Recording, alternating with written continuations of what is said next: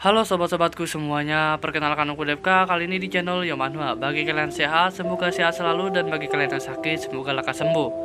Dan bagi kalian baru menonton video kali ini dan baru pertama kali mencet channel ini, pencet tombol like juga subscribe-nya. Aku mohon bantuan dari kalian agar channel ini bisa berkembang seterusnya. Dan oke, sebelum kita mulai videonya, kalian harus menyediakan kopi dan juga cemilan-cemilan kalian. Dan pencet tombol like juga subscribe-nya. Dan yang gak ada paketan juga wifi, bisa kalian minta teman kalian atau minta orang tua kalian dan mungkin bisa beli sendiri. Oke? Dan langsung kita ke videonya. Let's go.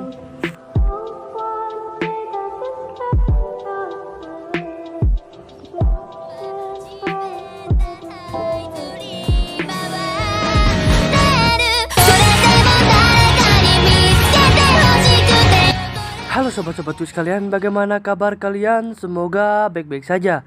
Pada video kali ini gue bakal ngelanjutin lagi alur cerita manhwa Strongest Divine Doctor Mixed City-nya. Tapi sebelum itu tekan tombol subscribe dan lonceng notifikasinya agar video di sini kedepannya semakin membaik lagi. Jadi nggak usah lama-lama, siapkan kopi dan juga camilan. Mari kita mulai. Cerita dimulai di mana Ye King-su menanyakan kesepakatan yang ditawarkan oleh Yunfan. Tapi Nona Gu terlihat masih tidak menyukai Yunfan dan malah mengatai Yunfan adalah manusia liar. Tapi di sini Yunfan malah bilang, kita sama, tidak ingin menikah namun tidak punya alasan untuk menolak. Di sini terlihat Yunfan mendorong Nona Ye ke dinding dan berkata kalau Yunfan hanya butuh kekuatan keluarga Ye untuk mencari orang. Dan Yunfan akan setuju untuk membuat perjanjian pernikahan asalkan mereka mau menyetujui persyaratannya itu.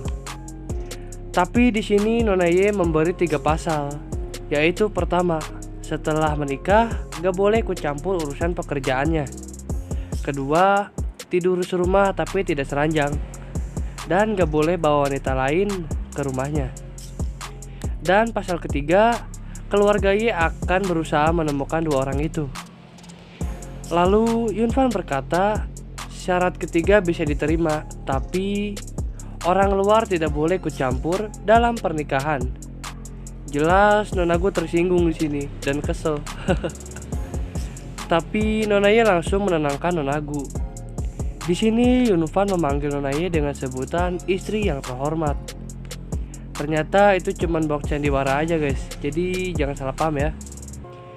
Dengan kesal Nona Ye memanggil Yunfan dengan sebutan suamiku.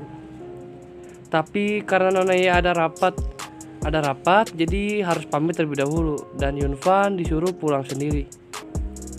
Tapi di sini Nona Gu tetap aja galak-galak nih kepada Yunfan ya. Waduh. Lalu Shin berpindah di rumah Nona Ye dan terlihat bawahan Yunfan yang lagi teriak-teriak kepada bawahannya lagi. Ya maksudnya itu si Anciang gitu ya. Si Anciang itu punya bawahan, jadi teriak ke anak buahnya gitu. Oke, kita lanjut lagi ke ceritanya. Lalu di sini si botak terlihat senang setelah tahu keluarga Ye mau membantu mencari Nona Linnya. Dan Yunfan yang menawarkan diri menjadi seorang dokter keluarga Ye juga. Di sini Yunfan iya aja supaya tentang pernikahannya dengan Nona Ye gak ketahuan. Lalu sepertinya cerita skip lagi nih ke beberapa waktu ke depan, dimana Yunfan yang lagi di ruang tamu bersama seorang pengacara. Di sini terlihat pengacara wanita yang hendak menunjukkan wasiat ayahnya Yunfan. Kata pengacara ada surat penting lainnya juga, yang isinya anakku, aku adalah ayahmu. Ya terlihatlah kalau ekspresi Yunfan itu kayak gimana ya. Tapi ternyata ada pesan lagi yang bertulis kalau keluarga Ye memiliki darah legenda dan perbaikilah keturunan ganda. Yunfan di situ saking senengnya itu ya, mimisan sampai terbang coy, anjay. Lalu Shin berpindah lagi di mana Yunfan yang lagi berkultivasi. Terlihat yang asalnya warna auranya ungu berubah menjadi keemasan. Dan terlihatlah prasasti yang sangat besar di situ. Prasasti itu meledakkan aura emas, dan prasasti itu kemudian terserap ke dalam tubuh Yunfan dan berubah menjadi tugu tebu emas. Aura emas itu ada karena Yunfan yang sering menolong dan membantu orang. Jadi cara kerjanya itu Yunfan membantu dan menolong. Nah, amalnya itu menjadi kekuatannya guys, gitu ya. Dan aura itu akan membuat Yunfan menerobos tingkatan. Tapi tiba-tiba terdengar teriakan yang membuat Yunfan terkejut dan menghentikan kultivasinya. Ternyata suara teriakan itu berasal dari Nona Ye. Dan Yunfan pun langsung bergegas ke tempat dari mana suara itu berasal. Di sini terlihat Nona Ye yang diselimuti aura hitam yang sangat pekat di sekeliling tubuhnya.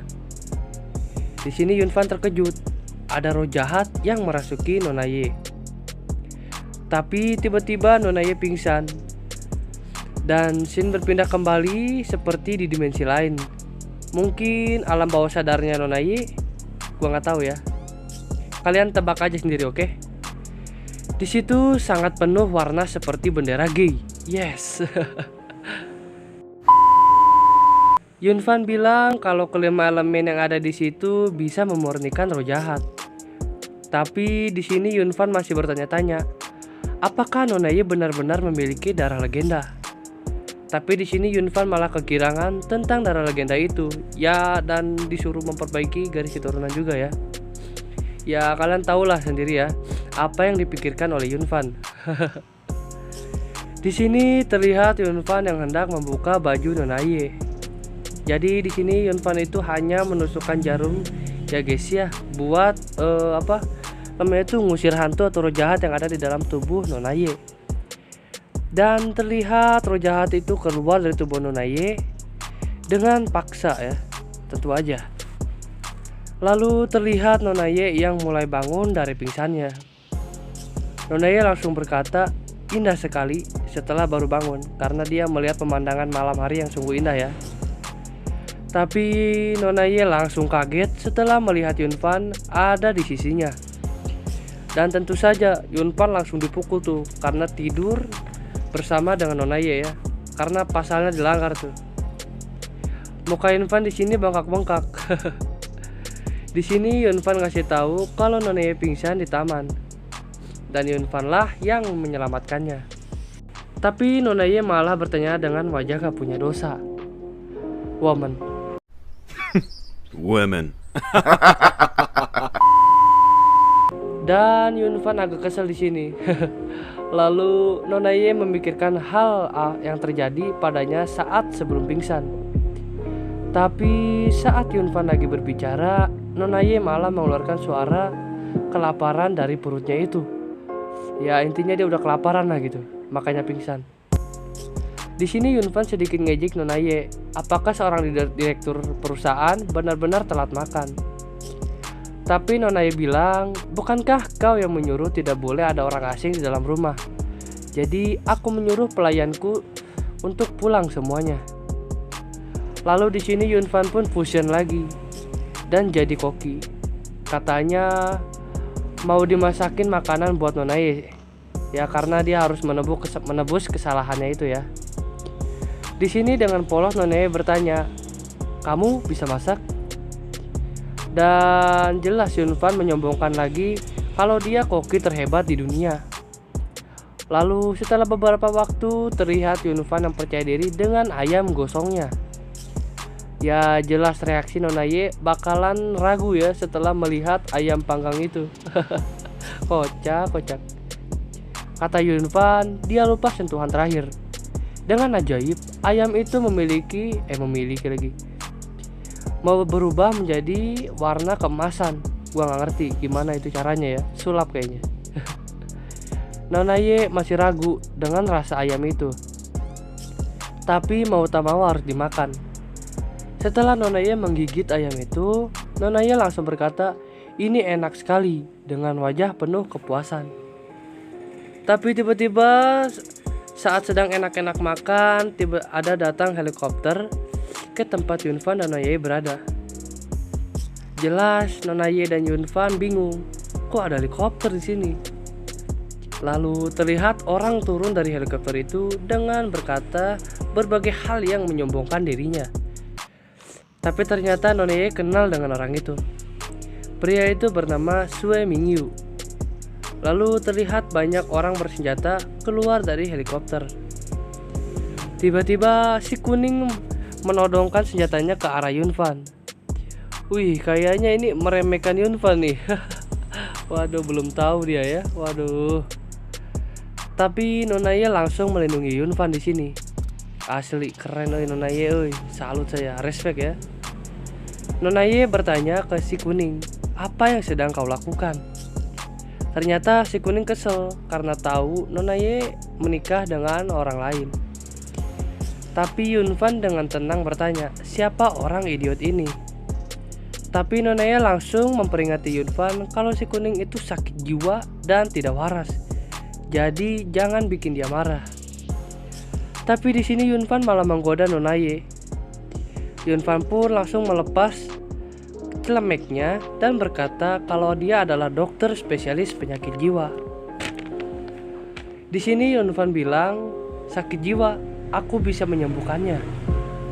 Tapi si kuning tetap ngeremehin Yunfan tuh.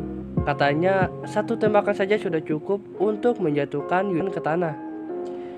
Terlihat ekspresi Yunfan yang kesel dengan ocehan si kuning dan membalas perkataan si kuning.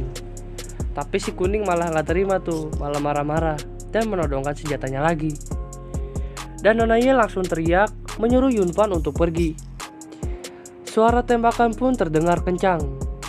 Lalu terlihat Nona Ye yang ketakutan dengan suara tembakan itu.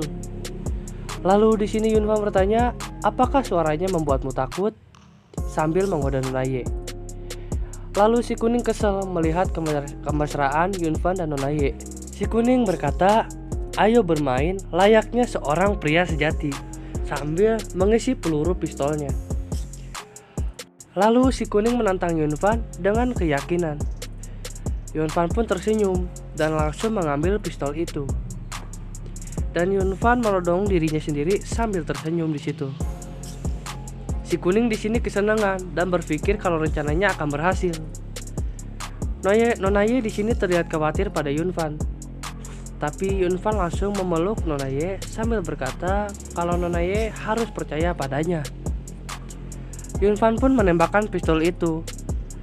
Lalu terlihat Yunfan yang biasa aja setelah melakukan itu. Jelas si kuning bingung. Apa yang terjadi? Si kuning langsung bilang kalau Yunfan itu cuman beruntung. Terlihat Yunfan tersenyum sambil bersiap menembak lagi. Orang-orang yang ada di situ jelas kaget melihat apa yang terjadi karena sudah beberapa peluru yang ditembakkan tapi tidak ada yang keluar. Si kuning juga jelas kaget dengan apa yang dilihatnya. Lalu Yunfan pun menodongkan pistol itu ke arah si kuning. Jelas si kuning panik dengan ekspresi Yunfan itu ya, yang mengancamnya gitu. Waduh, ngeri nih abang Yunfan. Si kuning keringetan tuh karena saking takutnya melihat Yunfan menodongkan senjatanya.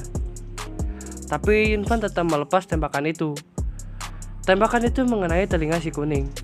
Si kuning jelas gak terima dan menyuruh anak-anaknya untuk membunuh Yunfan. Anak-anak buahnya maksudnya. Di sini Nona Ye mencoba melindungi Yunfan lagi. Tapi karena si kuning udah stres, jadi dia gak peduli. Anak buah si kuning pun melaksanakan perintah si kuning. Tapi di sini Yunfan dengan tenang berkata, istriku, tenang saja. Orang-orang yang berbicara seperti itu padaku, bersiaplah membeli peti mayatnya. Dan cerita Strong Stephen Dr. Mixed City part ke-8 pun berakhir. Nah, jadi mohon maaf kalau gue tuh udah lebih dari 1 minggu gak upload karena banyak kesibukan. Jadi sorry ya guys ya. Kali ini gue bakal tebus semua kelalaian gue dengan durasi yang sedikit lebih panjang. Dan terima kasih, sampai jumpa di video selanjutnya. See you.